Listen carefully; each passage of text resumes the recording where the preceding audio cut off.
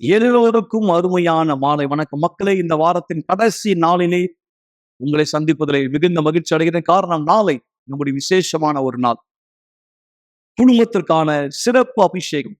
சிறியோர் முதல் பெரியோர் வரை, சிறு பிள்ளைகள், மாணவர்கள், வேலைக்கு செல்கிறவர்கள், கல்லூரிக்கு செல்கிறவர்கள், ஏன் ஹாஸ்டல்ல தங்கி படிக்கிறவங்க, வேற ஒரு மாநிலத்துல வேற ஒரு நாட்டுல தங்கி யார் உங்க பிள்ளைங்க படிச்சுட்டு இருக்காங்க, அல்லது உங்க குடும்ப உறுப்பினர் யார் வேற ஒரு ஊர்ல வேற ஒரு நாட்டுல சென்று வேலைக்கு போயிருக்காங்க. உங்களை விட்டு வெகு தூரமா அவங்க இருக்கலாம். ஆனால் அவங்க எல்லோருக்கான ஒரு சிறப்பு அபிஷேகம் இந்த ஞாயிற்றுக்கிழமை, அதாவது நாளை காலை விசேஷமாய் 9:30 மணி சிறப்பு ஜெபத்திலே செய்யப்பட போகிறது. குடும்பமாய் வந்து பாதுகாப்பிற்கான இந்த அபிஷேகத்தை நீங்கள் பெற்றுக்கொள்ளும்படி விசேஷமாய் நான் உங்களை வரவேற்கிறேன். கண்டிப்பா இன்றைக்கு நிகழ்ச்சியிலே நம்முடைய குறுக்குப்பேட்டை ஆலயத்தை சேர்ந்த போதகர் பாஸ்டர் நரேஷ் ஒரு சிறப்பு அழைப்பு, சிறப்பு செய்தி உங்களுக்காக கொடுத்திருக்கிறார். நாளை நடைபெற போகிற காரியத்தை குறித்து கண்டிப்பாய் சற்று நேரத்தில் நாம் அதை பார்ப்போம். அதற்கு முன்பாய் இந்த அற்புதமான குடும்ப மாற்றத்தினுடைய, ரட்சிப்பினுடைய, குணமாக்குதலினுடைய, விடுதலையினுடைய சாட்சி. இதுதான் மிக சரியாய் ஆண்டவர் ஒருத்தர் வாழ்க்கையில் அனுமதிக்கப்படும் போது நடைபெறுகிறது. நான் சொன்னது சரிதான், அனுமதிக்கப்படும் போது. ஏனென்றால் ஆண்டவர் யாரையும் கட்டாயப்படுத்துவது இல்லை. மக்கள், உங்கள் கஷ்டம் அவருக்கு தெரியும். நீங்கள் கடந்து போகிற சூழ்நிலை அவர் அறிவார். அவர் பார்க்கிறார். எகிப்திலே அவருடைய ஜனங்கள் ஆலோட்டிகளின் நிமித்தம், அதாவது மனுஷனை அடிமைப்படுத்துகிறவர்களின் நிமித்தம் அவர்கள் பட்ட வேதனையை கர்த்தர் பார்த்தார். எனவேதான் அவர் சொன்னார் மோசேயின் இடத்துல பேசும்போது, என் ஜனங்களுடைய வேதனைகளை அறிந்திருக்கிறேன், அவர்கள் இடுகிற கூக்குரலை கேட்டேன், அவர்கள் கண்ணீரை கண்டேன். அந்த நேரத்தில் நம்ம யோசிக்கிறோம், ஆண்டவருக்கு என் கஷ்டம் தெரியுமா, என் பிரச்சனை புரியுதா, என் சூழ்நிலை அவருக்கு தெரியுதா? எல்லாமே அவருக்கு தெரியும். ஆனால் நீங்கள் உங்கள் சார்பா என்ன செய்ய வேண்டுமோ ஆண்டவர் உங்களுக்கு உதவி செய்ய, அதை நீங்க செய்யாத பட்சத்துல, காத்திருக்கிற பட்சத்துல நாட்கள் நகர்கிறது. கர்த்தரால் செய்ய முடியவில்லை. ஏன்னா நீங்க அனுமதிக்க வேண்டும். அவர் தாமே சொன்னார், வருத்தப்பட்டு பாரம் சுமக்கிற நீங்கள் எல்லாரும் என்னிடத்துல வாருங்கள். நீங்க அந்த பாரத்தை சுமந்துட்டு இருக்கீங்க, அந்த வருத்தத்தை சுமந்துட்டு இருக்கீங்க, அல்லது பல காலமா இந்த பிரச்சனையை சுமந்துட்டு இருக்கீங்க. நீங்க அவர் இடத்துல வராத பொழுது எப்படி அவரால் உங்களுக்கு உதவி செய்ய முடியும்? அல்லது ஒரு உதவியை நீங்க தேடாத பட்சத்துல, இதோ இந்த நபருடைய வாழ்க்கை முடிய வேண்டியது, உண்மையிலே உயிர் போக வேண்டியது. ஆனா என்னைக்கு இந்த குடும்பம் தேவனை அனுமதித்தார்களோ, இவர் வாழ்க்கை, இவர் மனைவி, பிள்ளைகள் குடும்பமாய் இன்றைக்கு மீட்கப்பட்டார்கள், மேலும் குணமாக்கப்பட்டார்கள், அசுத்தத்தின் பிடியிலிருந்து விடுவிக்கப்பட்டார்கள். அற்புதமான இந்த வாழ்க்கை மாற்றத்தின் சாட்சி உங்களுடைய வாழ்க்கையிலே, குடும்பத்திலே ஒரு தன்னம்பிக்கை, புது நம்பிக்கை கொண்டு வரும் என்பதில் எனக்கு எந்த சந்தேகமும் இல்லை. சாட்சியை பார்க்கலாம். தொடர்ந்து நிகழ்ச்சி இணைந்தீர்கள். உங்களுக்கு ஒரு ஆலோசனையோ, விலாசத்தை குறித்த விவரங்களோ, வழிகாட்டுதலோ தேவையானால் தயங்க வேண்டாம். வாட்ஸ்அப்பில் செய்தி அனுப்பலாம், தொலைபேசியிலே தொடர்பு கொள்ளுங்கள். சாட்சியை பார்க்கலாம். இப்பொழுது வணக்கம், என் பேர் விஜயபாபு. என்னோட வயது 53. நான் 18 வருஷம் குடிப்பழக்கத்துக்கு அடியமாக இருந்தேன். குடி மட்டுமில்லை, பாக்கு, சிகரெட்டு, இது எல்லாமே. இந்த பழக்கத்தினால எனக்கு ஒரு வியாதி வந்தது. அதுதான் டிபி வியாதி. இந்த டிபி வியாதி எப்படி வந்திருக்குன்னு சொன்னாங்க. இந்த பழக்கத்தினால ஒரு நாள் நான் வேலை செய்கிற ஸ்தானத்தில் நான் ரத்த வாந்தி எடுத்தேன். அந்த நேரத்தில் என்னோட நண்பர்கள் சொன்னாங்க, ரத்த வாந்தியில் வரக்கூடாது, எப்படி வந்துச்சு உனக்கு, பரிசோதனை செய்யணும். அப்போது நான் வீட்டுக்கு தெரியாமல் தனியாக ஹாஸ்பிட்டலுக்கு போனேன். ஹாஸ்பிட்டலுக்கு போய் பரிசோதனை செய்யும்போது டாக்டர் என்னை எக்ஸ்ரே எடுத்தார். எல்லாம் பார்த்து, உனக்கு டிபி அது முத்தி போச்சு, இத்தனை நாள் என்ன செஞ்சீங்கன்னு கேட்டார். அப்போ இத்தனை நாள் எனக்கு தெரியாது டாக்டர். அவர் சொன்ன வார்த்தை, இனிமேல் நீ 6 மாதம்தான் உயிரோடு இருப்பேன்னு சொன்னார். 6 மாதமா? என்ன சொல்கிறீங்க டாக்டர், என்னால் நம்பவே முடியல. ஆமாம், உனக்கு இப்போதான் நீ ஸ்டார்ட் ஆச்சுன்னு நினைக்கிறேன். ஆனால் இல்லை, உன்னோட சரீரத்தில் பல வருஷமாக இந்த வியாதி உருவாக்குறான்னு உனக்கு தெரியல, வியாதி முத்தி போயிடுச்சுன்னு சொன்னான். அப்போது அவர் சொன்ன வார்த்தை உடனடியாக நீ அட்மிட் ஆகணும் வேணும். அப்போ தான் உனக்கு இந்த சிகிச்சையெல்லாம் பார்க்க முடியும்ண்ணா. அப்போ சார் நான் இல்லை டாக்டர், நான் வீட்டில் சொல்லாமல் தனிமையாக வந்தேன் அண்ணா. அவர் ஏற்றுக்கல. அது நான் அவருக்கு சில மாத்திரை கொடுத்தாரு. அது அந்த மாத்திரை வாங்கிட்டு நான் திருப்பி வெளியே வந்து குப்பையில் போட்டு மறுபடியும் குடிக்க ஆரம்பித்து டாக்டர் எதுக்கு நான் சொன்னார், 6 மாதம் நம்ம ஏன் உயிரோடு இருக்கணும், அதுக்குள்ளே நம்ம இறந்துடலாம் அப்படின்ட்டு நான் தீர்மானம். அந்த நேரம் தான் இன்னும் அதிகமாக நான் குடிக்க ஆரம்பித்து பிறகு வீட்டுக்குள்ளே நான் இரும்பிக்கினே இருப்பேன். ஒரு தடவை இரும்பும்போது வீட்டில் யாருக்கும் சரியாக தூக்கம் இருக்காது. அவர் டாக்டர் சொன்ன விஷயம்னாக்கா, உனக்கு வியாதி முத்ததுனால நீ தனிமையாக இருக்கணும், தனியாக படுக்கணும், தனியாக சாப்பிடணும், எல்லாமே தனிமையாக இருக்கணும்னு சொல்லியிருக்காங்க. ஏன்னா அந்த வியாதி வந்து உனக்கு மட்டும் இல்லை, இந்த குடும்பத்தார் அனைவருக்கும் பரவுன்னு சொல்லியிருக்காரு. அப்போ நான் அந்த கவலையோட வீட்டுக்குள்ளே சொல்ல முடியாமல் நான் மனசுக்குள்ளே வச்சு நான் ரொம்ப அழுதுகிட்டே இருந்தேன். ஒவ்வொரு நாள் குடிக்கிறதும் அழுவதும். இப்போ என் கையில் பணம் இல்லைனால நான் கடன் வாங்கி குடிப்பேன். இன்னும் அதிகமாக என்னோடய சம்பளம் வாங்கினாலும் என்னோடய சம்பளம் எல்லாமே கடன் குடிப்பேன். ஏன்னாக்கா குடி இல்லாமல் என்னால் இருக்க முடியல. அந்தளவுக்கு நான் ரொம்ப போதைக்கு அடிமையாக இருந்தேன். அந்த நேரம்தான் ஒரு நாள் வீட்டில் நான் ரத்த வாந்தி எடுத்தேன். அப்போது என்னோடய மனைவி பார்த்தாங்க, வாங்க ஹாஸ்பிட்டலுக்கு போகலான்னு கேட்டாங்க. நான் சொன்னேன், இனிமேல் நான் உயிரோடு இருக்க மாட்டேன், நான் இறந்துடுவேன். நான் வந்து படிக்கல 8 வருஷமாக படுத்துன்னு இருந்தேன். அப்போ வந்து எனக்கு கால் வலி, முட்டு வலி, கால் எரிச்சல், கண் தெரியாது, காது கேட்காது, எனக்கு எதுவுமே செய்ய முடியாது, ஒரு வேலை கூட செய்ய முடியாது. எல்லா வேலை வந்து எங்கள் வீட்டில் தான் செய்வார். அவர் செய்யும்போது அப்போ எப்போ பார்த்தாலும் அவங்க மாமியார் அங்கெல்லாம் சொல்லுவாங்க, வியாதியோடு இருக்க பொண்ணு கட்டினா வியாதியோடு எப்போவுமே வியாதி பழகலன்னு இருக்கேன்னு சொல்லியிருக்காங்க. அப்போ அவங்க சொல்லும்போது எனக்கு ரொம்ப கஷ்டமாக இருக்கும். ரொம்ப கஷ்டமாக இருக்கும்போது அப்போது பசங்க வந்து சின்ன பசங்க பார்க்குறதுக்காக என்னால் முடியாது, ஒரு டம்ளர் தூக்கிறதுக்காக என்னால் முடியாது. அப்போது வந்து பழகில் இருக்கும்போது ஒரு பாஸ்டர் வந்து எனக்கு ஜெபம் பண்ணலாமான்னு கேட்டார். எனக்கு வேண்டான்னு சொல்லாதம்மா, பண்ணிக்கோ, உனக்கு ரொம்ப முடியாது இருக்காது சொன்னார். சரின்னு சொல்லிட்டு அவர் வந்தார், வீட்டுக்குள்ளே வந்தார். வந்துட்டு பிறகு ஜெபம் பண்ணும்போது அப்போ வந்து என் உடம்புல இருக்க ஒரு அசுத்தா வெளியே வரும்போது கொஞ்சம் நிம்மதியாக இருந்துச்சு. அப்போ வரும்போதெல்லாம் அவர் ஜெபம் பண்ணியிருப்பார். என்னால் கொஞ்சம் கொஞ்சமாக ஏந்திட்டு கொஞ்சம் கொஞ்சமாக வேலை செய்ய முடியும். எதனா பண்ணணும், திரும்பி சோர்வாக போயிடுவேன், திரும்பி படுத்துக்கலாமான்னு இருக்கும். என்னால் எதுவுமே சாப்பிட்டா கூட வாந்தி எடுக்கும்.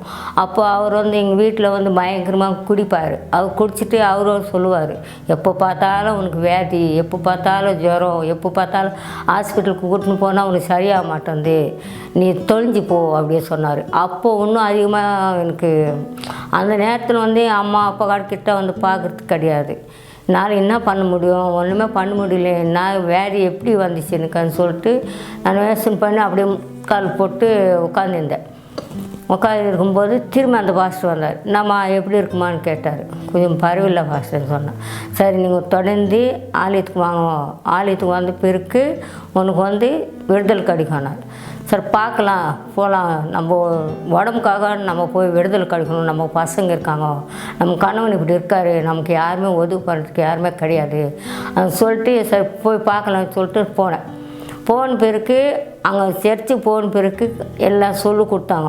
அந்த பாஸ்டர் உட்கார வச்சு பேசின பிறகு உனக்கு விடுதலை கிடைக்குமா, உன் உடம்பு நல்லா இருக்கும், நீ பயப்படாத, நீ தைரியமாக இருக்கலாம் சொன்னார். சரி பாஸ்டர் சொல்லிட்டு அப்போது வெள்ளிக்கிழமை, புதன்கிழமை, ஞாயிற்றுக்கிழமை தொடர்ந்து போன பிறகு எனக்கு முழுமையாக விடுதலை கிடச்சிச்சு. அப்போ அவர் சொன்னார், நீ ஆண்டவர்கிட்ட வாழ்க்கை ஒப்படைச்சிட சொன்னார். சரி பாஸ்டர் அதே போல் நான் ஒப்படைச்சின பிறகு தான் எனக்கு முழுமையாக எனக்கு ஆண்டவர் எனக்கு விடுதலை கொடுத்தாரு. எல்லாமே எனக்கு தெரிஞ்சுக்கொண்டேன். அப்போ கணவன் நான் கூப்பிட்டேன், நீ போறியா, நீ ஏன் என்னை கூப்பிடுற, என்னால் கூப்பிடாத, நான் இப்படி தான் இருப்பேன், அப்படியெல்லாம் சொல்லாத, எனக்கு ஆண்டவர் விடுதலை கொடுத்தாரு, உனக்கு கொடுப்பாரு வா சொன்னார். இல்லை நான் வரமாட்டேன்னு சொன்னார்.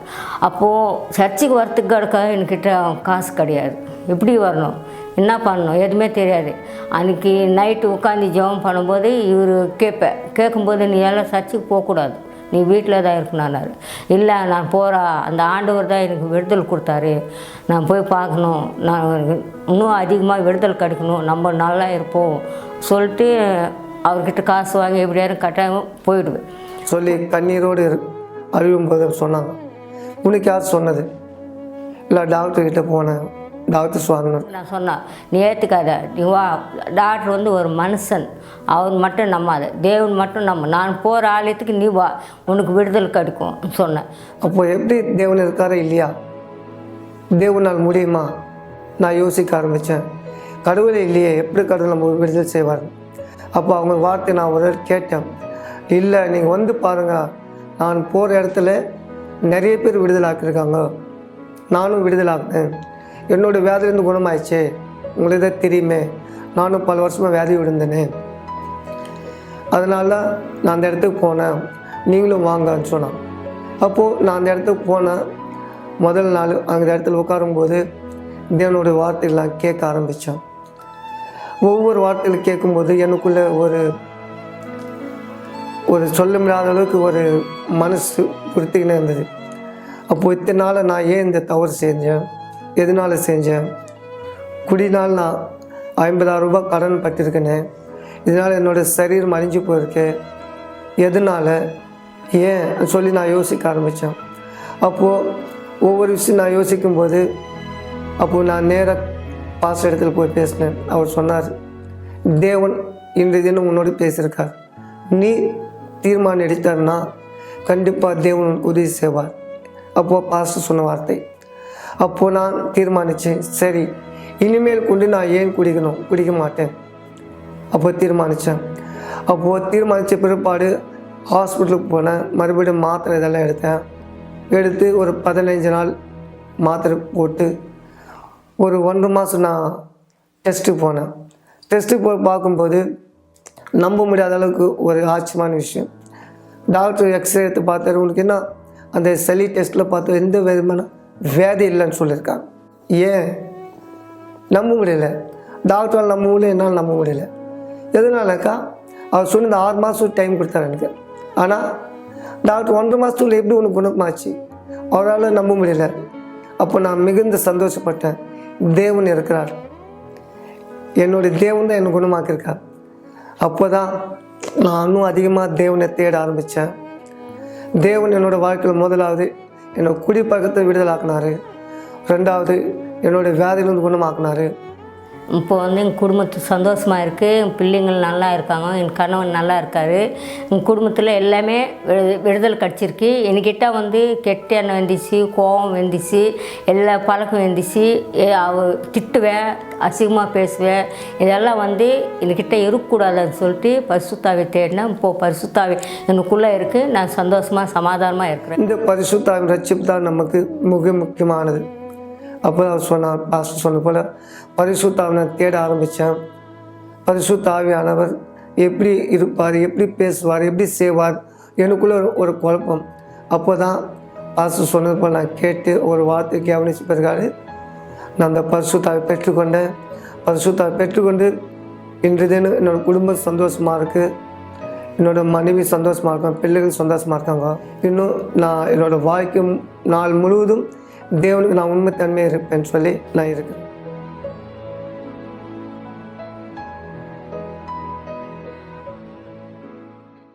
நல்லது மக்களே, இந்த சாட்சி கண்டிப்பாய் உங்களுக்கு ஒரு புது நம்பிக்கை கொடுத்திருக்கும். 6 மாத காலத்திலே மறிக்க வேண்டிய ஒருத்தர் பிணைப்பின் ஜபம் எங்களோடு இணைந்தார், குடும்பம் எங்களோடு இணைந்தது. உயிர் மட்டுமல்ல, ஆத்துமா காப்பாற்றப்பட்டது, குடும்பம் முழுவதும் காப்பாற்றப்பட்டது. அவருடைய மகன் தேவனுடைய ஊழியத்தில் இருக்கிறார், அவர் குடும்பம் ஆசீர்வாதமா இருக்கிறார். இதோ நம்முடைய ஆலயம் கொருக்குப்பேட்டையிலிருந்து மாஸ்டர் நரேஷ் இந்த சிறப்பு அழைப்பு கொடுக்கிறார். வணக்கம் மாஸ்டர் நரேஷ். வணக்கம் பாஸ்டர். வணக்கம் பிரியமான மக்களே, விசுவாசத்தில் இருக்கிறவங்க ஒவ்வொருவரையும் தேவன் வழி நடத்தி ஆசீர்வதிப்பாராக. சரியாக இந்த நேரம் நான் உங்களோட இந்த இடத்துல இணைந்திருப்பதனுடைய காரணம், இந்த வார்த்தை உங்களுடைய வாழ்க்கையின் மீது நிஜமாக்கப்படுவதற்காக. ஆம், தேவன் இன்று இந்த இடத்தில் பேசியிருக்கிற இந்த வார்த்தையானதை நீங்கள் என்னோடு சேர்ந்து உங்களுடைய வாழ்க்கைக்கான பலனாய் பெற்றுக்கொள்ளும்படியான இந்த சிறப்பான அழைப்பை உங்களுக்கு கொடுக்க இதற்கு இணைந்தவராய் இந்த இடத்துல இருக்கிறோம். இந்த வார்த்தையாவது நீ இந்த இடத்துல பார்க்கலாம். பூலோகத்திலே நீங்கள் எவைகளை கட்டுவீர்களோ அவைகள் பரலோகத்திலும் கட்டப்பட்டிருக்கும். பூலோகத்திலே நீங்கள் எவைகளை கட்டவிழ்ப்பீர்களோ அவைகள் பரலோகத்திலும் கட்டவிழ்க்கப்பட்டிருக்கும் என்று மெய்யாகவே உங்களுக்கு சொல்லுகிறேன். ஆண்டவராகிய இயேசு இந்த வார்த்தையை இந்த இடத்துல தெளிவுபடுத்துகிறார். இங்கு பூமியிலே நாம் ஒருமனப்பட்டவராய் எந்த காரியமானதை குறித்து ஏற்றுக்கொள்கிறோமோ பரலோகத்திலும் அந்த காரியமானது ஏற்றுக்கொள்ளப்படுகிறது நடைபெறும்படியாக. எந்த காரியத்தை நீங்க கட்டவிழ்க்கூடியாக, இன்னொரு வார்த்தையில் எதை ஜெயிக்க முடியாக, எந்த சூழ்நிலையானதை மாற்ற முடியாக, எந்த பதிலானதை பெற்றுக்கொள்ள முடியாக, விசுவாசத்திலே நீங்கள் ஒன்றிணைந்தவராய் ஏற்றுக்கொள்ள தயாராக இருக்கிறீர்களோ அதன்படி தேவன் உங்களுக்கான வழிகளை திறக்கவும் ஆயத்தமானவராக இருக்கிறார். எனவே இந்த ஞாயிற்றுக்கிழமை காலை 9:30 மணிக்கும் நீங்கள் உங்களுடைய மிக சிறப்பான விருந்தாளிகளாய் வரவேற்கப்படுகிறீர்கள். தேவனுடைய இந்த வார்த்தை உங்களுடைய வாழ்க்கை மீது நிஜமாக்கப்படும்படியாக இந்த விசுவாசத்திலே நாம் ஒன்றடைய போகிறோம். தினத்தினுடைய ஞாயிறாக நீங்கள் எங்களோட இணைய போறீங்க, அல்லது நீங்கள் உங்களுடைய குடும்பத்தார், நண்பர்கள், உறவினர்கள் இந்த இடத்துல அழைக்க விரும்புகிறீங்க, தாராளமாக இந்த விசுவாசத்திலே நாம் ஒருவனை பற்றி ஏற்றுக்கொள்ள போகிறோம்.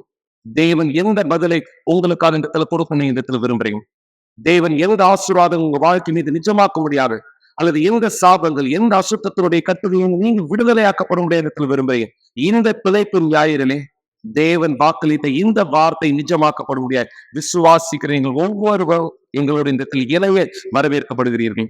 ஏற்கனவே குறுக்குப்பேட்டை சார்ந்த மற்ற பகுதியில் இருக்கக்கூடியவர்கள், அண்ணையர்பேட்டை சார்ந்தவராக இருக்கலாம், நீங்க மணிகுண்டு பகுதியை சார்ந்தவராக இந்த இடத்துல இருக்கலாம், திருவொற்றியூர், மணலி, இப்படியான பல பகுதிகள், குறுக்குப்பேட்டை சுற்றி இருக்கக்கூடிய பல பகுதியிலிருந்து ஏற்கனவே மக்கள் ஒவ்வொரு ஞாயிற்றுக்கிழமையும் விசுவாசத்திலே நம்மோடு இணைந்து கொண்டிருப்பது போல நீங்களும் வரவேற்கப்படுகிறீர்கள். தேவன் அவருடைய வல்லமையானதை உங்களுடைய வாழ்க்கையில வெளிப்படுத்த. மக்களே, இது உங்க வாழ்க்கையினுடைய மாற்றத்திற்கான நேரம். உங்களுடைய கவலைகளை நீங்கள் நிறுத்தும்படியாக தேவன் உங்களுக்கு கொடுத்திருக்கிற வாய்ப்பு. இந்த வாய்ப்பிலே எங்களுடைய ஒன்றிலேயே வரவேற்கப்படுகிறீர்கள். நீங்க குறுக்குப்பேட்டை சார்ந்த பகுதியை சார்ந்தவரா இருப்பீங்களா? 106 கதவு எண் குறுக்குப்பேட்டை ரயில் நிலையத்திற்கு மிக அருகிலே. மக்களே, குறுக்குப்பேட்டை ரயில்வே நிலையத்திற்கு மிக அருகில் முன்னாள் வேலன் திருமண மாளிகை, இதுதான் நம்முடைய ஆலயத்தினுடைய முகவரி ஆயுதத்தில் இருக்கும். நீங்கள் விசுவாசத்தில் எங்களோட ஒன்றிணையலாம். தேவன் உங்களுடைய வாழ்க்கை மீது வல்லமையான காரியங்கள் செய்ய முடியாது. மிக நிச்சயமா விசுவாசத்தில் இணைகிற ஒவ்வொருவரும் இந்த அதிசயத்திற்கான சாட்சிகளை பார்க்க முடியாது வரவேற்கப்படுகிறார்கள். தேவன் ஒவ்வொருவரை ஆசீர்வதிக்க முடியாது. இயேசு நாமத்தினாலே. நல்லது பாஸ்டர் நரேஷ். கண்டிப்பாய் சென்னையில உள்ள நம்முடைய ஆலயத்திலே நம்ம இந்த விசுவாசத்தில் இருக்கிறோம். மேலும் மும்பையிலும் ஹைதராபாத்தில் உள்ள நம்ம ஆலயத்திலும் இதே விசுவாசம் தான். நண்பர்களே, நாளை நம்முடைய நாள். நீங்கள் தனியே இல்லை, புரிந்து கொள்ளுங்கள், நீங்கள் தனியே இல்லை. ஆண்டவர் உங்களோடு இருக்க விரும்புகிறார்.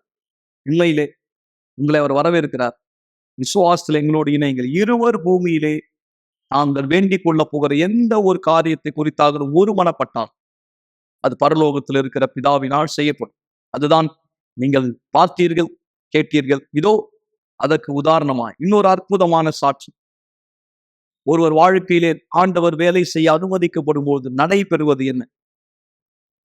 எப்படிப்பட்ட ஒரு சிக்கலான சூழ்நிலை இந்த தாய் கடந்து சென்றது. ஒரு மனைவியாய், ஒரு தாயாய், இந்த பொறுப்புகள் மத்தியிலே அதை நிறைவேற்ற இயலாத, முடியாத, சரீர ரீதியாகவும் சரி, மன ரீதியாகவும் சரி, உடைந்து போன ஒரு நிலைமையில் இருந்தாலும் குடும்பமாய் தேவனை அணுகினார். விசுவாசத்தை ஒன்றிணைத்தார். இன்றைக்கு குடும்பமாய் அவர்கள் காப்பாற்றப்பட்டுகிறார்கள். புத்தம் புது வாழ்க்கை வாக்களிக்கப்பட்டிருக்கிறது. இதோ அற்புதமான சாட்சி கேட்கலாம். தொடர்ந்து எங்களோடு இணைந்திருங்க. வணக்கம், என் பேர் ஆனந்தி. எனக்கு வயசு 52 ஆகுது. யூனிவர்சல் சர்ச்சுக்கு வர்றதுக்கு முன்னாடி நான் ரொம்ப கஷ்டத்துல இருந்தேன். எனக்கு 2 பொண்ணுங்க. அவங்க என் கணவரும் நானுக்கும் ரொம்ப கஷ்டம். எங்களுக்குள்ள எப்பவும் சண்டை வந்துகிட்டு இருக்கும். எல்லா பிரச்சனையும் நடக்கும். ஒவ்வொரு நாளும் எனக்கு தற்கொலை எண்ணம் தான் இருந்திருக்கு. ஒரு நாள் கெரோசின் கூட ஊத்த போயிட்டேன். நான் மாத்திரை சாப்பிட்ருக்கேன். தற்கொலை எண்ணங்கள், கையெல்லாம் கட் பண்ணியிருக்கேன். எவ்வளோ பிரச்சனைங்க இருந்தது. நான் இதெல்லாம் கடந்து நான் வரும்போது எனக்கு ஒரு பயங்கரமான சோதனை வந்துச்சு. பெரிய சோதனை வந்துச்சு. எனக்கு வயிற்றுல ஆப்ரேஷனு. என்ன பண்றது தெரியல. கணவர் மட்டும் தான் சம்பாதிக்கணும், எனக்கு வேற வழி தெரியல. அடுத்தவங்களை சார்ந்து தான் நான் இருந்தேன். ஒவ்வொரு நாளா நான் கண்ணீர் விட்டுட்டு தான் அழுதுட்டு இருப்பேன். எனக்கு ஏன் இந்த நிலைமை வந்திருக்குது, எனக்கு ஏன் இந்த இதுன்னு ஒவ்வொரு நாளும் யோசனை பண்ணி பண்ணி என் 2 பசங்க நினைச்சு நான் அழுதுட்டு இருப்பேன். எனக்கு யாரும் இல்லையே உதவி செய்ய அப்படின்னும் போது, எதுக்கு ஆப்போசிட்ல ஒரு வீடு இருக்கு, அங்க வந்து வந்திருக்காங்க, வாங்க ஜெபத்துக்கு வாங்கன்னு கூப்பிட்டாங்க. நான் அப்போ போனேன் யாரு என்னன்னு பார்க்க. அப்போ வந்து எனக்கு ஜெபம் பண்ணிட்டு இருந்தாங்க. அப்போ நானும் அங்கே இந்த கூட்டத்துக்கு போய் கலந்துக்கிட்டேன். அவங்களும் என்னை பார்த்துட்டு ப்ரேயர் பண்ணலாமான்னாங்க. பண்ணலாம் அப்படின்னு சொன்னா எங்கள் வீட்டுக்கு வந்தாங்க. அவங்க கிட்ட நான் ப்ரேயர் பண்ணேன். ப்ரேயர் பண்ணி என் கஷ்டத்தெல்லாம் சொன்னேன். என் கஷ்டத்தெல்லாம் சொன்னோன்னே அவங்க இந்த மாதிரி யூனிவர்ஸ் சர்ச்சுக்கு வாங்க அப்படின்னு என்னை கூப்பிட்டாங்க. நான் மறுநாளே போனேன் அந்த சர்ச்சுக்கு. என் பசங்க 2 வரமாட்டேன்னிட்டாங்க. ஐயோ நாங்கள் வரல நீ போ அப்படின்னு. நான் தான் வலுக்கட்டாயமாக அவங்கள கூட்டிகிட்டு வந்தேன். யூனிவர்சல் சர்ச்சுக்கு வந்த ஒரு வாரத்துக்குள்ளலாம் எனக்கு வந்து வேலை செய்ய முடியாதுன்னு சொல்லிட்டாங்க ஹாஸ்பிட்டலில். இனிமேல் வேலையை செய்யக்கூடாது அப்படின்னு. எனக்கு வேலை செய்ய முடியலன்னா எனக்கு கஷ்டம், வீட்டு வாடகை கொடுக்க கூட கஷ்டம், என்ன பண்ணுறது எனக்கு எதுவுமே தெரியல. அது ஒரு நைட் நான் உட்காந்து அழுதுட்டு இருக்கும்போது மறுநாள் எனக்கு இந்த காரியம்லாம் நடக்குது. நான் பார்த்துட்டு இருந்தேன். அப்போ வரவும் நான் அவங்ககிட்ட சொல்லி எல்லாம் என் கஷ்டமெல்லாம் சொல்லி அவர்கிட்ட அழுதேன் நான். அப்போ அவங்க இந்த ஆலயத்துக்கு வாங்கன்னு என்னை கூப்பிட்டாங்க. நான் வந்தேன். ப்ரேயர் பண்ணிட்டு ஒரு வாரம், மறு வாரமே எனக்கு போன வேலை கிடைச்சிது. உன்னால செய்ய முடியும் அப்படின்ற ஒரு நம்பிக்கை வந்துச்சு எனக்கு. வந்து அந்த வேலைக்கும் ஜாயின் பண்ணிட்டு இப்போ எனக்கு ரொம்ப நல்ல சந்தோஷமா இருக்குது. என் 2 பெண்களும் அதில் தான் இருக்காங்க. அவங்களும் சர்ச்சுக்கு வர ஆரம்பிச்சிட்டாங்க. அவங்களால இன்னும் என் கணவர் கொஞ்ச நாள் வராம இருந்தாரு. அவரும் இப்போ எங்களை பார்த்துட்டு வர ஆரம்பிச்சிட்டாரு. இப்போ நாங்கள் அந்த சர்ச்சில் தான் இருக்கோம். எங்களுக்கு எல்லாமே ஆண்டவர் தான். ஆண்டவரோட கிருபை எங்களுக்கு முழுமையா இருக்கு. மேலும் எங்களுக்கு நன்மை செய்வார் நம்பிக்கையோட நாங்க இருக்கோம். என் 2 பெண்களும் என் சூழ்நிலையை பார்த்து தான் வளர்ந்தாங்க. அவங்க அந்த சூழ்நிலையை கடந்து போக நான் ரொம்ப கஷ்டப்படுவாங்க. அவங்க என்னை பார்த்து ரொம்ப கஷ்டப்படுவாங்க. நாங்க 3 பேருமே வீட்டுக்குள்ளதான் இருப்போம். எந்த ஒரு நல்லது கெட்டது கலந்துக்க மாட்டோம். இதே சூழ்நிலை தான் வளர்ந்துட்டு இருக்கும்போது இந்த யூனிவர்சல் ஆலயத்துக்கு அவங்க வந்தாங்க. வந்து இருந்து பார்த்தாங்க. அவங்களும் வந்து இந்த விஓஜில கலந்துக்கிட்டு இப்போ அவங்க தனியாவே வர ஆரம்பிச்சுட்டாங்க. எந்த பிரச்சனையும் கொஞ்ச நாள் பிரச்சனை கொடுத்தா பெரியவ அவ பாட்டு சைலண்டா இருப்பா, யாரு கூட பேச மாட்டா, கோவப்படுவா, ஒரு பெரிய பிரச்சனையில மாட்டினா அதெல்லாம் சேர்த்து எனக்கு ரொம்ப கலக்கமாயிடுச்சு. என் பொண்ணுங்க எப்படி வளருவாங்க, என்ன ஆவாங்க, அவங்களுக்கு நான் எதுவுமே சேர்த்து வைக்கல, எதுவுமே இல்லை. ஒரு படிப்பாவது நம்ம கொடுக்கணும் போது அவ இந்த சூழ்நிலையில இருக்கும்போது எனக்கு இன்னும் ரொம்ப கலக்கமாயி போச்சு. சின்ன பொண்ணு கொஞ்சம் பிரச்சனை கொடுக்க ஆரம்பிச்சா. எல்லாமே என்னை ரொம்ப கதி கலங்க வச்சிருச்சு. வரும்போதுதான் இந்த இதெல்லாம் சூழ்நிலை நடந்து இப்போ அவங்க ஆலயத்துக்கு அவங்களே தனியா வர ஆரம்பிச்சு அந்த விஒய்ஜில கலந்துக்கிட்டு அவங்க எல்லாம் இப்ப இருந்துட்டு இப்ப தனியாவே எல்லாமே செயல்பட ஆரம்பிச்சு இப்ப என் குடும்பமே இந்த யூனிவர்ஸ் ஆலயத்துல இருக்கு. ஒவ்வொரு நாளும் ஒவ்வொரு கிழமையும் நாங்க கலந்துக்கிட்டு எல்லாத்துலயும் இது பண்ணிட்டு இருக்கோம். நான் ஆலயத்துக்கு வந்த பிற்பாடு நான் ரொம்ப சந்தோஷமா இருக்கேன். எந்த கஷ்டமும் எனக்கு இல்லை. இந்த ஃபுல் இதுவும் இந்த வாழ்க்கை முழுவதும் ஆண்டவருக்கு அர்ப்பணிச்சுட்டு நான் முழு சந்தோஷத்தோட இப்ப இருக்கேன். ஆண்டவரோட பிரசன்னத்துல நாங்க ஈடுபட்டு இருக்கோம். நல்லது நண்பர்களே, இந்த நிகழ்ச்சியின் இறுதிக்கு வந்திருக்கிறோம். இந்த நேரம் ஒரு டம்ளர் தண்ணி ஆயத்தப்படுத்திக் கொள்ளுங்கள், ஒரு பாட்டில் தண்ணி ஆயத்தப்படுத்திக் கொள்ளுங்கள். நாம் இதை ஆசீர்வதிக்க போகிறோம். நீங்கள் இதிலிருந்து பருகும்போது தேவனுடைய ஜீவன் உங்களுக்குள்ளாய் கண்டிப்பாய் வரும். ஆம், இந்த நிகழ்ச்சியின் இறுதியிலே ஒளிபரப்ப போகிற ஒரு வீடியோவை கவனிங்கள். உங்களுடைய ஆத்தும ரட்சிப்பை குறித்த ஒரு விழிப்பை நீங்கள் பெற்றுக்கொள்ளும்படியா கண்டிப்பாய் வருகிற வாரங்களிலும் தொடர்ந்து எங்களோடு இணைந்திருங்க. மேலும் மீண்டும் நான் உங்களுக்கு வரவேற்பு கொடுக்கிறேன். விசேஷமாய் நாளை காலைக்காய் கண்டிப்பாய் தீர்மானம் உங்களுடைய. இது ஜபத்தின் நேரம். ஒரு கிளாஸ் தண்ணீரை ஆயத்தப்படுத்திக் கொள்ளுங்கள் அல்லது தொலைக்காட்சிக்கு அருகாமையிலே வாருங்கள். இந்த நேரம் உங்களுக்கான ஒரு சிறப்பு ஜபத்தை நாம் செய்ய போகிறோம். நேற்றும் இன்றும் என்றும் மாறாததாக எங்கள் ஆண்டவராக இயேசுவே, இந்த எல்லா அற்புதமான வாழ்க்கை மாற்றத்தின் சாட்சிகளுக்காய் நான் உமக்கு நன்றி செலுத்துகிறேன். குடும்பங்களை ரட்சிக்கிறீர், வியாதியஸ்தரை சொஸ்தமாக்குகிறீர், விடுதலையாக்குகிறீர். அசுத்தத்தின் பிடியிலே கட்டுண்டவர்களை, செய்வினையினால், சாபங்களினால், தோஷங்களினால் பாதிக்கப்பட்ட மக்கள், தனிமையை உணர்ந்தவர்கள், மன அழுத்தத்துக்குள்ளானவர்கள், அனைப்படி சொல்லிக் கொண்டே செல்ல முடியும். இன்றைக்கும் நீரும் மீது விசுவாசம் வைக்கிறவர்கள் வாழ்க்கையில் செயற்படுகிறீர் என்பதற்கான ஆதாரம் தான் இது. என் தேவனே, யாருக்கெல்லாம் இன்றைக்கு ஒரு வல்லமை தேவை, சேஷமாய் இந்த ஜபத்தில் எங்களோடு விசுவாசத்தை இணைத்துக் கொண்டிருக்கிறவர்கள், தன் குடும்பத்தின் சார்பாய் யோசிக்கிற இந்த நபர் தன் திருமண வாழ்க்கையை குறித்து, தன் சரீர ஆரோக்கியத்தை குறித்து, இந்த ஜெபத்தின் மூலமா இந்த நபருடைய வாழ்க்கையை தொடுகிறாய். இவர் கையிலே பிடித்திருக்கிற இந்த டம்ளர் தண்ணீரை, இந்த பாட்டில் தண்ணீரை அபிஷேகி. மாத்திரை, மருந்துகள், சிகிச்சையினுடைய பலனை அந்த சரீரத்திலே உணர முடியாமல் அல்லது அந்த வியாதிக்கு ஒரு தீர்வே இல்லை என்பதை போல போராடி கொண்டிருக்கிற இந்த நபர் ஆரோக்கியத்திலிருந்து பருகட்ட முடியும். தன் வாழ்க்கை மாற வழியே இல்லை என்று சோர்ந்து போயிருக்கிறவர் உங்களுடைய பலனிலிருந்து பருகட்டும். எதிர்காலமே இல்லை என்பதை போல் நினைத்துக் கொண்டிருக்கிறவர் உங்களுடைய வெளிச்சத்திலிருந்து பருகட்டும். பலவிதமான சந்தேகங்களினால், குற்ற உணர்ச்சியினால், குழப்பத்தினால் தாக்கப்பட்டவர் தெளிந்த புத்தியை பெற்றுக்கொள்வாராய். இந்த தண்ணீரின் மூலம் உங்களுடைய வல்லமை ஒவ்வொருவருக்கும் அவர் விசுவாசத்தின்படி வெளிப்படுவதாய். நான் இந்த தண்ணீரை ஆசீர்வதிக்கிறேன். ஜெபத்தை கேட்டுக்கொண்டிருக்கிற ஒவ்வொருவரையும் குடும்பம் குடும்பமாய் ஆசீர்வதிக்கிறேன். சிறியோர் முதல் பெரியோர் வரை ஒரு அடையாளம் இந்த இரவு காண்பிக்கப்படட்டும். தேவன் தூக்கமே இல்லாமல் கஷ்டப்பட்டு கொண்டிருந்தவர் ஒரு நிம்மதியான உறக்கத்தை இந்த இரவு அனுபவிக்கட்டும். அஜீரண கோளாறினால் பாதிக்கப்பட்டார் ஒரு நிம்மதியான அருமையான ஒரு இரவு தருணமாய் இவருக்கு அமைய இந்த பாதிப்புகள் மறையும்படி, உணவு உட்கொள்ளக்கூடிய ஒரு நிலைமை ஏற்படும்படி செய்யும்.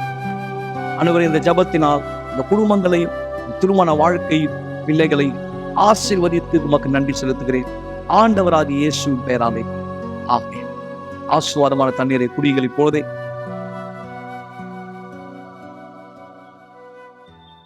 தேவனுடைய ஜீவன் உங்களுக்குள் இருக்கிறது. உங்கள் சாட்சி எங்களுக்கு தெரியப்படுத்த மறக்க வேண்டாம்.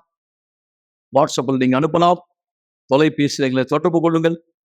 விளக்கங்களுக்கோ விவரங்களுக்கோ நீங்க கண்டிப்பாய் தயங்க வேண்டிய அவசியம் இல்லை. திங்கள் முதல் சனிக்கிழமை வரை தொடர்ந்து எங்களோட நிகழ்ச்சி இணைந்திருங்கள்.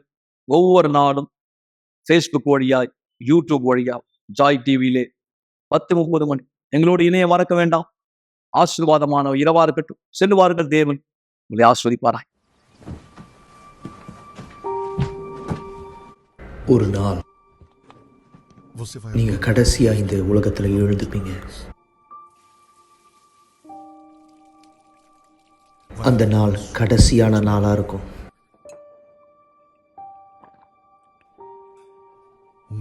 கடைசியா ஒரு முறை நீங்க காலை உணவை சாப்பிடுவீங்க.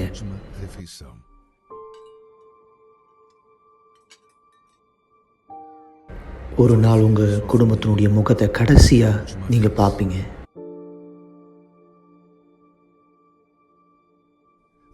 உங்களுடைய கடைசியான வார்த்தையை சொல்லுவீங்க. உங்களுடைய கண்கள் கடைசியா ஒரு முறை சிமிட்டும்.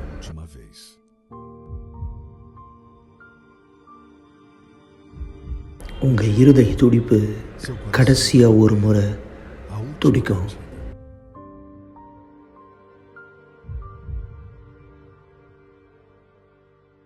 நீங்க கடைசியா ஒரு முறை மூச்சை இழுத்து விடுவீங்க.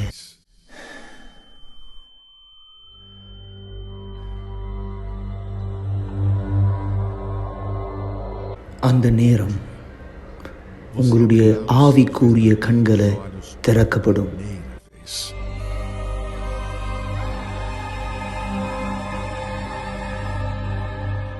அந்த நேரத்தில் நீங்க புரிஞ்சுப்பீங்க எந்த அளவுக்கு உங்களுடைய ஆத்மா உண்மையானது அப்படின்னு.